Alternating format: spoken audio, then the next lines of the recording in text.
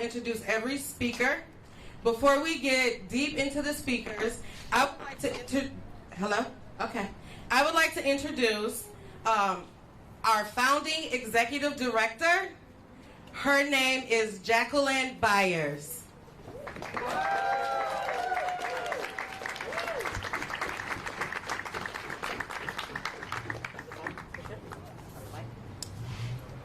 Good afternoon, everyone. I just ran into a young person who has been doing this with us since she's a baby. And she said, wow, look at where we are. After 9 years, this is amazing to be in this moment. It feels very emotional and humbling to be in this historic moment with you. And I want to thank, first of all of you, and especially our community who has come out and who has stood with us and who has supported this resolution, but also those of you who have been here from the beginning for tireless amounts of time, just believing in this vision. This has been 9 years. This has been a 9-year struggle. And here we are in this moment. I also want to thank Director Torres, Director Gonzalez, and Director Harris, who actually are in collaboration right now presenting the resolution that will be presented today. And they have been working with the Black Organizing Project to draft this resolution. But this resolution was drafted 9 years ago. It was drafted in countless community meetings where parents and students stood together, sacrificed their time, doing research together, believing in this. It was drafted in countless days, knocking on doors, in the rain, in the heat, and listening to the people in our community who said, we don't want police in schools. We want teachers. We want librarians. We want public health. We want nurses. We want arts programs. We want ethnic studies. And we listened to those folks and we brought them together. And it was drafted by them. And it was drafted also by the spirit and the blood, unfortunately, of too many people, too many lives who have been lost over this last 9 years at the hands of police. Just while we were working on this, we lost 2 other young people at the hands of law enforcement. One by the California Highway Patrol, and the other by Vallejo Police Department. And so we stand here with the gravity and the urgency of that spirit. We stand here today on the history of Black liberation and brown and Black struggle in Oakland, California, and across this country. And we stand humbly in that continuum. We stand here in memory and honor of Raheem Brown. Raheem Brown. I don't want anyone to forget that name because in 2011, he was murdered by the Oakland Unified School District Police Department. And I remember meeting Raheem Brown's mother, and I saw her at a school board meeting pleading for answers. And when we talked to her, I said, I don't know whether we can get justice for Raheem, but I know that we're going to work until we win, no matter how long it takes, to make sure that no other mother will have to plead and cry in front of this school district. And so here we are 9 years later, and I am inspired by that. I am inspired by the urgency of this moment. I think about George Floyd, and I think about what we witnessed in this country, seeing him tortured on video by law enforcement. And I think about his daughter, and when she said, my daddy is going to change this world. And that is why we are calling our resolution the George Floyd Resolution to eliminate the Oakland Unified School Police Department.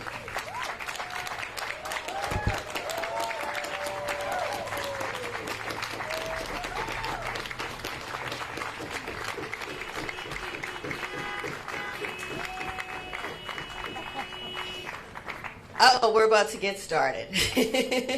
And I want to say again that a lot of times over this last 9-year period, we were told to wait. We were told there's not enough data, so we brought the data. We were told, well, what's the plan? So we brought the plan. We were told the teachers aren't going to like it, so we brought the teachers. We were told the unions are going to be against it, but we got the unions.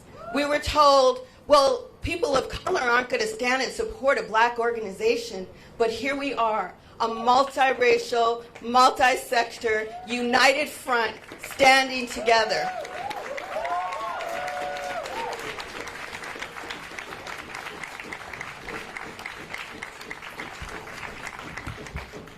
In March, we brought this to the school district, and unfortunately, we faced opposition from a majority of the school board members.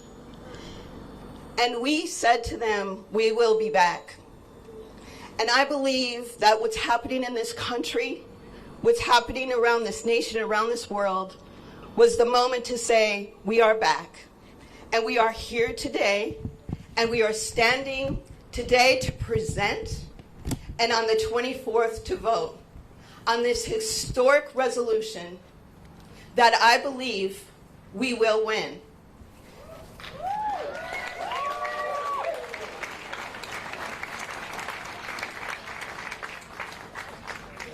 With all of our work and all of our inspiration and all of the spirit that God has been with us, because I'm going to say that.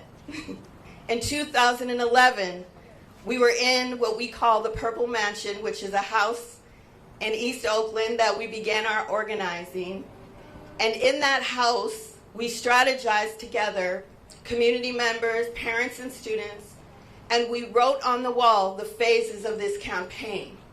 And the phase 4 of this campaign was police out of the Oakland Unified School District, police freed schools in 2020.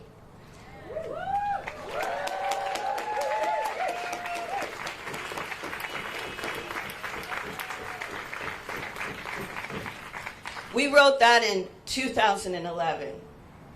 Phase 5 is transformation. And for that, we need all of us. We need all of us to be at the table, to be pressing this district, and to be working together with stakeholders to reimagine something that makes so much sense to all of us, something that we have the ability to do, which is to redefine public community safety in our schools, to reinvest in our schools, to reinvest in our students, and to be a model for this entire country of what is possible when we let go of the hammer of white supremacy and we let go of our addiction to law enforcement that has been rooted in a history of slavery. And we begin to connect to the spirit in all of us, the imagination and the absolute genius we have right here in our community, and really, really develop schools that all our children will feel is sanctuary, will feel safe, and will be able to grow. And teachers everywhere will be like, I want to work in Oakland, because they love us and they care about us.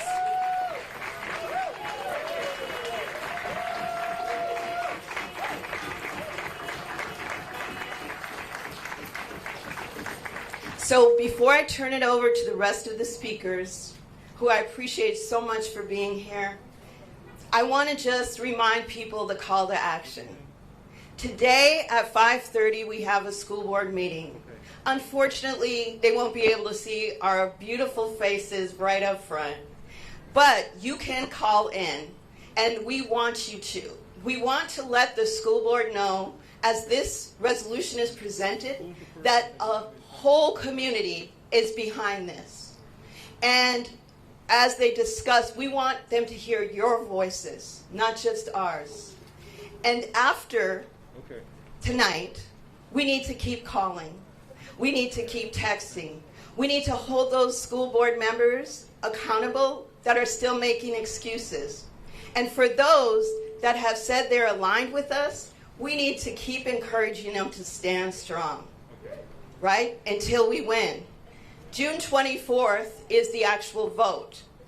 Again, we will need all of you to be present virtually at that school board meeting. For those of you who want to follow our calls to action, you can turn to our social media and we'll give you information on that, and we continue to keep you updated. We'll be in the streets until we win, and after that, we are going to be part of the vision and solution, and I have absolute confidence. I heard a comrade say in a meeting yesterday, and it resonated with me.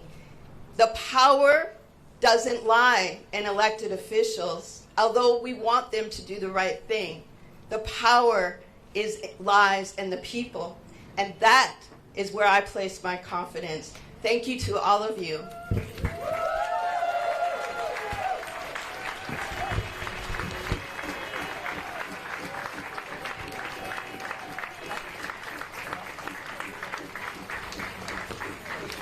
Thank you. Thank you, Jackie. Next up, we are going to have Director Rosie Torres, who represents District 4 for Oakland Unified School District, come up and speak. District 5, sorry.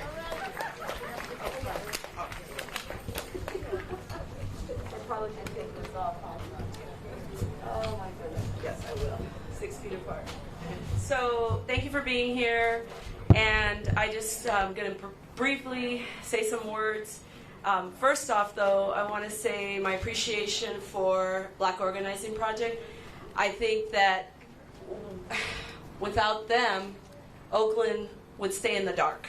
That's pretty obvious, right? I have been blessed to work with them since I got on the school board because they knew that I was listening to their work as a criminal defense attorney and former prosecutor. And like I tell people, I went to the right side defending people's constitutional rights when I left the job of prosecutor with the police. So I understood the data around young people having contacts with police when they are just waiting to go into a movie, but they happen to be black or brown and they have contacts with police for just standing around as a group. They look like a gang and all of this nonsense.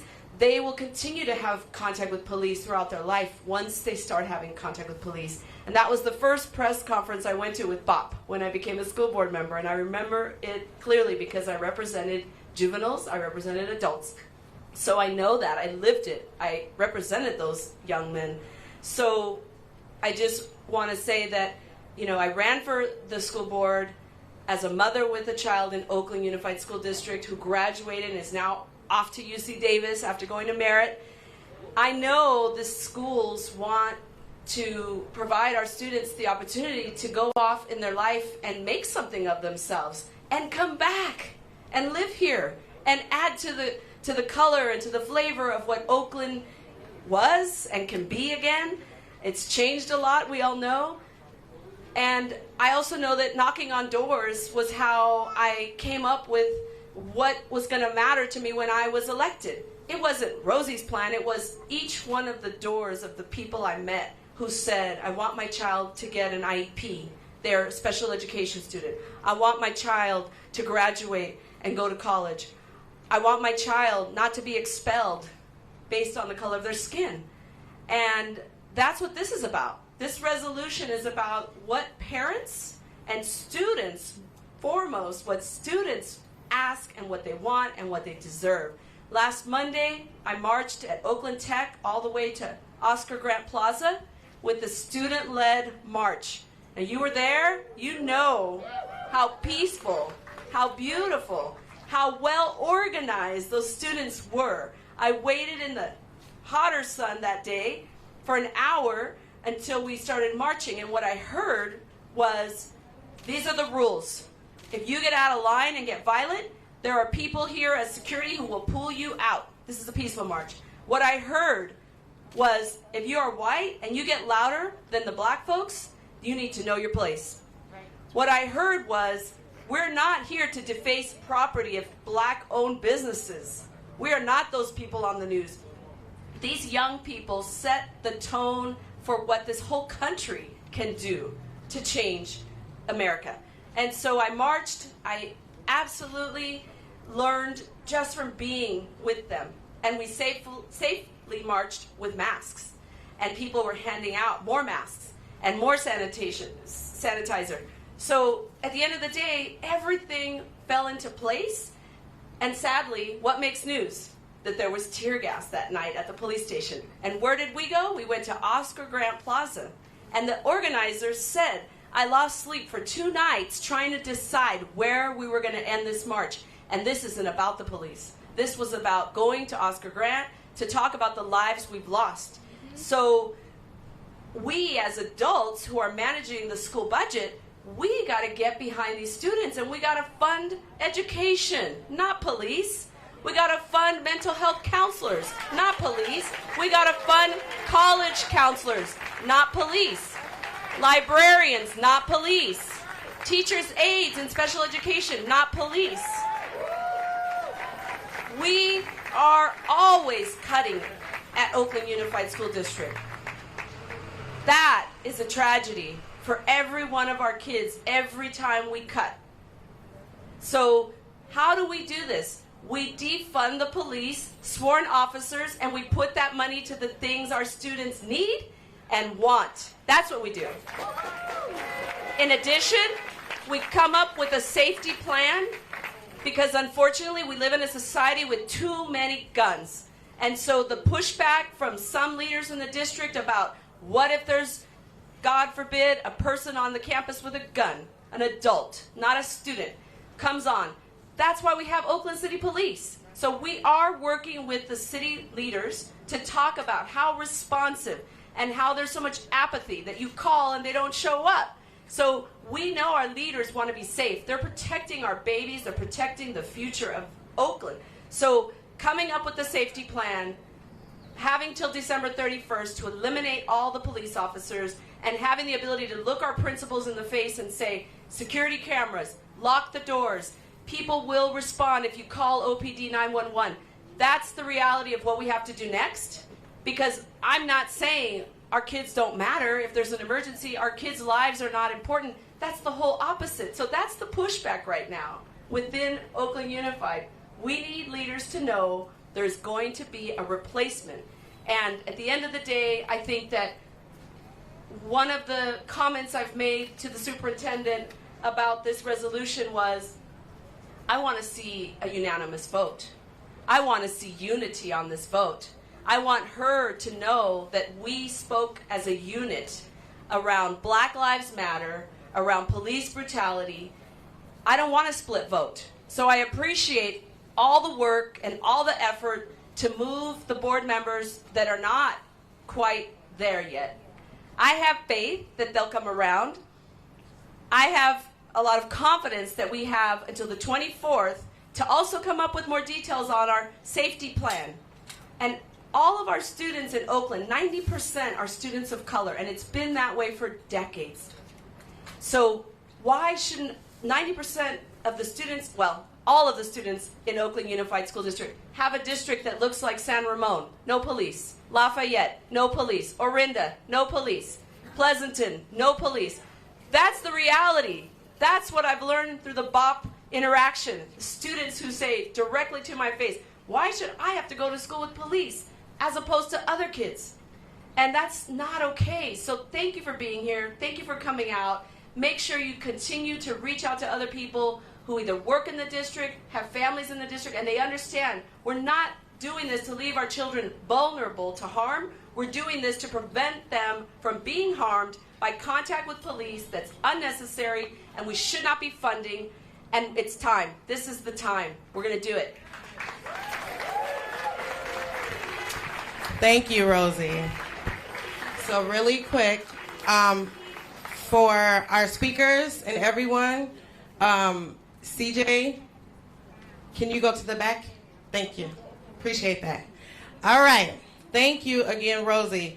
So just to be clear about the position of the Black Organizing Project, we are calling for police-free schools, which means no police in schools at all. No OPD, no OUSD PD. We are pushing the city of Oakland, in the county of Alameda, in the state of California. We do believe in the power of the people, as Jackie Byers said earlier. We do believe in interventions that can come from the community that are successful. What we know about the police is that they are rogue. They are trained to look for suspects and arrest criminals and clearly kill black people.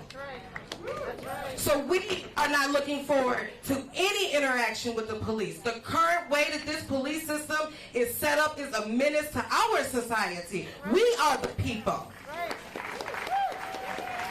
We are going to fight this together as a community, and we are going to push this all the way through. We are clear.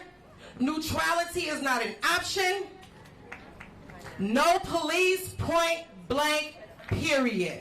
And we will organize as long as it takes for us. Thank you. The next person that I'd like to call up is a BOP parent and member leader, Jamarie.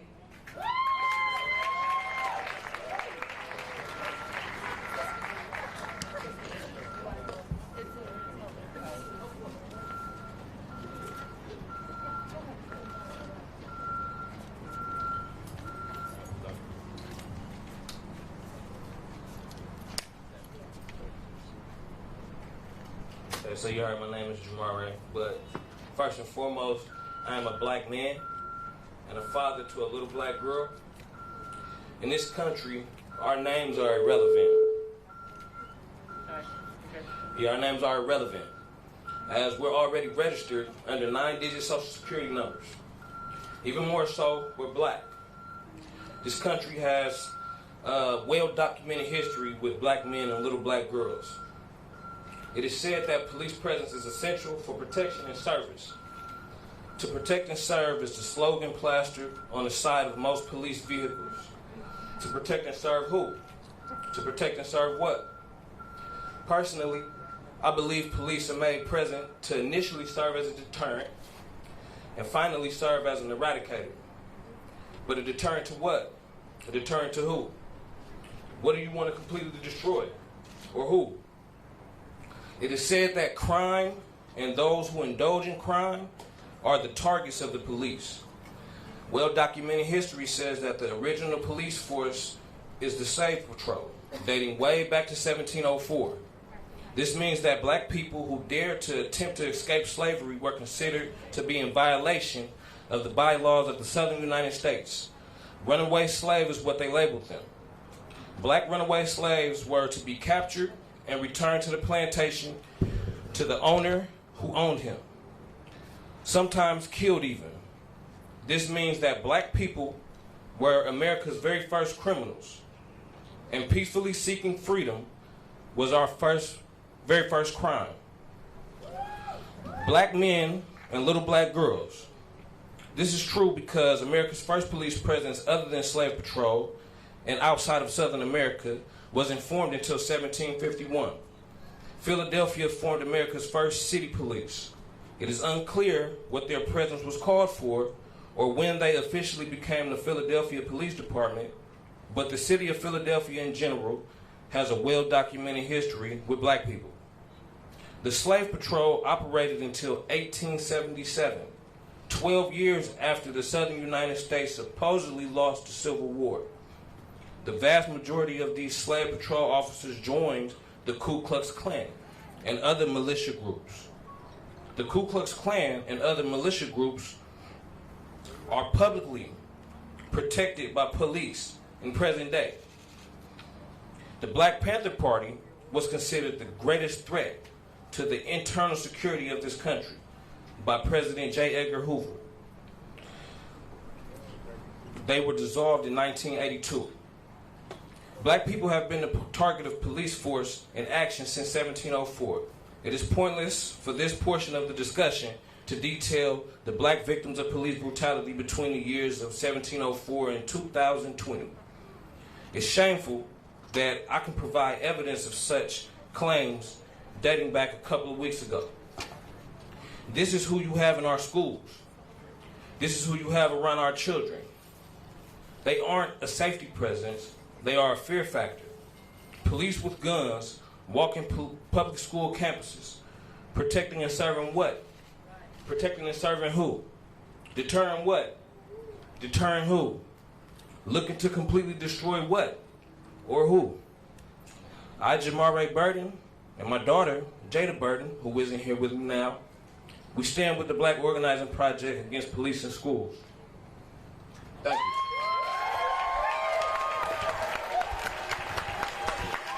Thank you.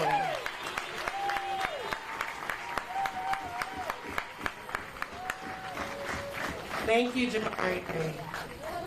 So now we're going to have Director Amy Ng from Oakland Unified School District 2. Thank you so much. I just want to start by just repeating something I heard before. I believe it was Jackie that said this, and take this off. That the power does not lie in elected leadership, that the power lies in the people. And I think that could not be more true than here today and what you've demonstrated and the movement that has been built. I want to acknowledge the work of Black Organizing Project for the relentless and ongoing commitment to this issue over a series of many years. Continuing to do the research, continuing to do the data, continuing to do the outreach, and evolve in partnership and really building a movement where we are today. I also want to thank and acknowledge our student directors, who I believe will be speaking later on, because when this issue came before the board back in March, they gave such a compelling testimony that moved many of us to be very emotional. They clearly have demonstrated just the passion behind, from a youth perspective, why this vote and why this resolution is so needed. So I want to acknowledge our student directors and their leadership. And finally, we want to acknowledge all of those that are here today and the community-wide efforts in this work. And what I want to say is that as we shift to a crisis response to a more restorative approach, and as we rethink, reimagine, reinvest in what the social, emotional, behavioral health, safety needs of our students look like, we need all of you. We need your partnership in operationalizing the safety plan. We need your partnership in re-envisioning and reimagining what this could look like for our students and how we can best partner as a district with all of you and with community members that have the expertise and have the know-how. I think that's what Black Organizing Project has done best, is to really show us as a district and as a board all of the research and the data and the conversations that you've already done and the answers that are already there. And so I look forward to continuing partnership, particularly around the safety plan and operationalizing this plan in our schools, and continuing to be in close dialogue around how we can best support the behavioral health, social emotional safety needs of our students. Thank you so much for all your leadership and partnership.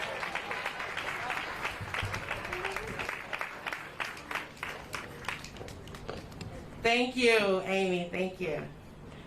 So next we are going to have Sagnicte Salazar, who is the Director of Restorative Justice at Elmhurst Elementary School.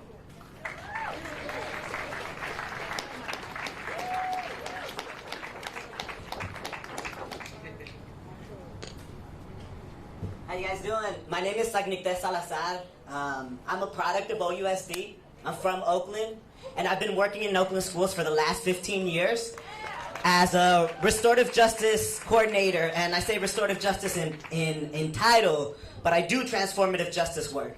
I say this because we can't begin to restore the harm we've caused on our young people and our communities until we have the courage to expel a toxic and violent force like the police department that continuously causes harm onto our young people. I currently serve as the Director of Restorative Discipline at Elmhurst United, and I proudly stand here in support of the George Floyd resolution to eliminate the Oakland Police Department. We are overdue to have the courage to remove a force that has claimed the lives of countless black and brown young people because they fear the color of our skin. I don't know how many times we've had to have vigils, we've had to have marches, we've had to stand with families, we've had to fundraise to support our young people because these police fear the color of our skin and do not hesitate to pull a gun out on our young people. We're overdue to transform the idea that in order to keep our schools safe, we need to police our young people. And we need to partner with a force that historically and on a daily inflicts fear and terror on our young people and their families. In my 15 years of work to shift the schools to engage in a culture of love, in a culture of compassion and accountability and support, I've supported many young people who are struggling to deal with the root causes of their behaviors. And not one time, not a single time has a young person or a family named OPD or OUSD Police Department as the source of that love, support, and accountability. But I would not have enough time to stand here today to tell you the stories of the young people who have suffered at the hands and have had trauma at the hands of the police department and OUSD police. And I will even say our school resource officers who are often trained by the police department to brutalize our young people. I'll just share one story of an 11-year-old student this past year who got into a physical altercation.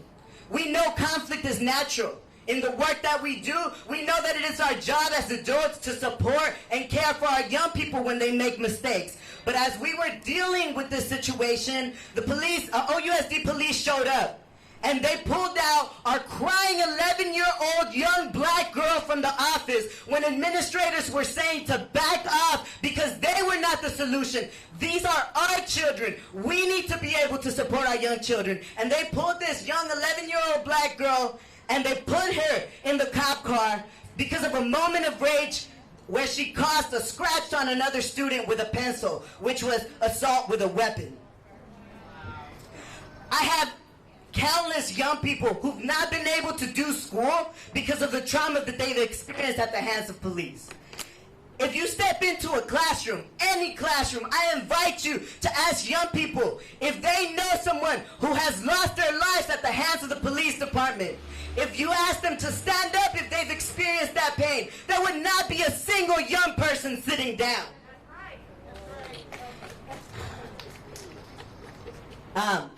I want to take a sec. This is really emotional for me because we've been doing this work for a long time to say that police are not the answer, to say that our community will keep us safe, to say that we have better solutions. And it's been time and time again, and I don't know how many more names we have to call out, how many more mothers have to suffer in order for us to realize that police are not the answer.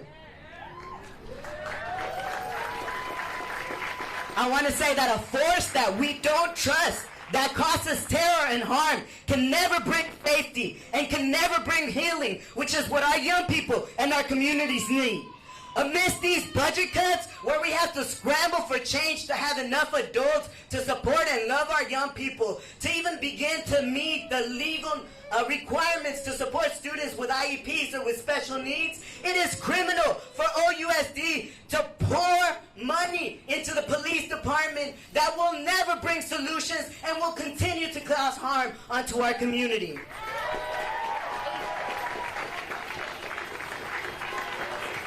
OUSD, if you believe that Black lives matter, if you believe that the lives of our students matter, invest in our children. Defund OUSD police.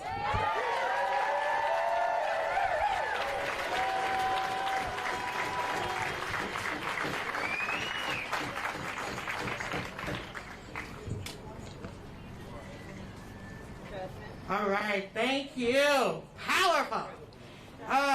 Next up, we are going to have BOP youth leaders come and speak.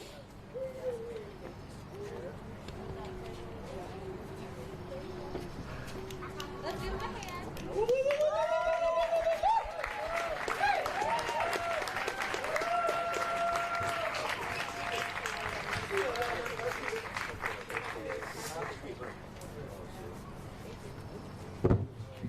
You gotta hold it. You gotta hold Hello, my name is Brandon Coles. I am a youth member in the Black Organizing Project, and I joined because I love the work that we are doing in our campaign, and I find it important. I want to see my people do better and be able to live better in our communities. I see my people, I am currently in the 10th grade, and I go to Castlemont High School. I first witnessed police in school when I was in Savannah, Georgia in 6th grade. They checked us to see if we had weapons or drugs daily. Imagine that. It made me feel uncomfortable. From there on, I was against police in schools, not just for me, but for everyone, including my future kids. I don't understand why the school system wants us to be engaged with the police after everything they do to our people in the street. I've seen people tased and tear gas for no reason at all. We are getting killed by them for no reason at all. This is why I stand with Bob. If we can get the police out of our schools, students can have more programs and internships, and that would have a beneficial effect for the youth. We must put a stop to these vicious murderers known as the police, especially in our schools.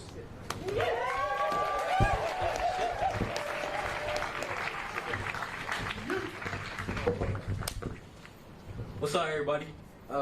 My name is Charles. I currently attend Castlemont High. I'm also a member of the Black Organizing Project because this is a space I feel I can make my community better by being directly involved. OUSD says we need police in our school because they are unsafe, but I believe it's the environment our schools are I believe it's the environment of our schools that are unsafe for students. I feel that extra law enforcement doesn't make it any better. If anything, it makes our school experiences way worse. Another thing is the school district is spending too much money on police while schools are being closed and students don't have what they need. Instead, they could be using the money for things that students actually need, like school supplies or field trips to make our learning experiences more interesting. It's like LUSC sets their students up for failure. There is no need or role for police in our school. All these officers do is walk around harassing students for no apparent reason. You could be just chilling with a group of people and they come around harassing random students for nothing. I personally feel uncomfortable with police in schools on school campuses because they interrupt the peace. My message for the OUSC is you must see school experiences from the student's point of view. Maybe then you'll understand how threatened they make us feel.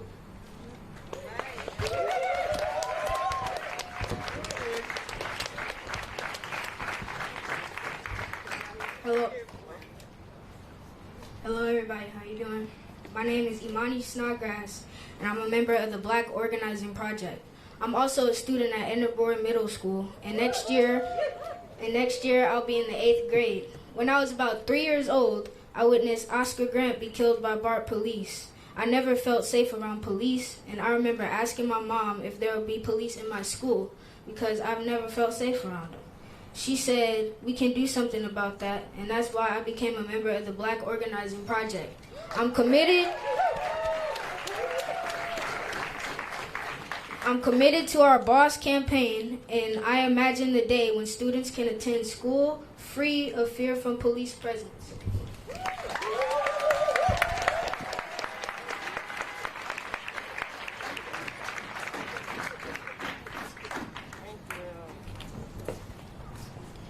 Powerful. I hope you are watching. I hope you are listening. Next up, we are going to have Principal Betloch from Elmhurst Middle School. And I'm sorry.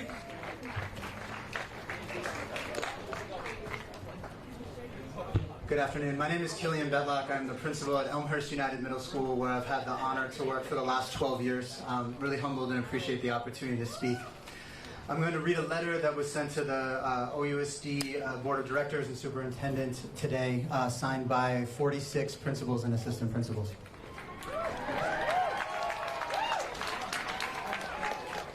Dear Board of Directors and Superintendent, we write to support the call from the Black Organizing Project to eliminate the Oakland Unified School District Police Department. The police murders of George Floyd and Breonna Taylor, only the most recent examples of a century-old pattern of state-sanctioned killing, serve to remove any ambiguity and place a moral obligation on our district to act. Our first responsibility to our young people is to create the safety and security where learning can thrive. The historic over-policing of communities of color, ubiquitous images of ongoing police brutality, and the unambiguous voices of our youth make clear that the presence of police undermines these efforts at establishing safety. Time and again, courageous students have told us that police make them less safe, period. And we cannot ignore those whom we would serve. While some officers may have contributed positively over years, the effort of a few good apples cannot and does not erase the cumulative and very real threat that police present to communities of color. It is a safety for, not a safety from, our young people that we seek, and we must honor their voices and lived experience, lest we replicate the systems of oppression we seek to correct. Indeed, in a time of recession and never-ending budget cuts, to continue to utilize scarce resources to fund our own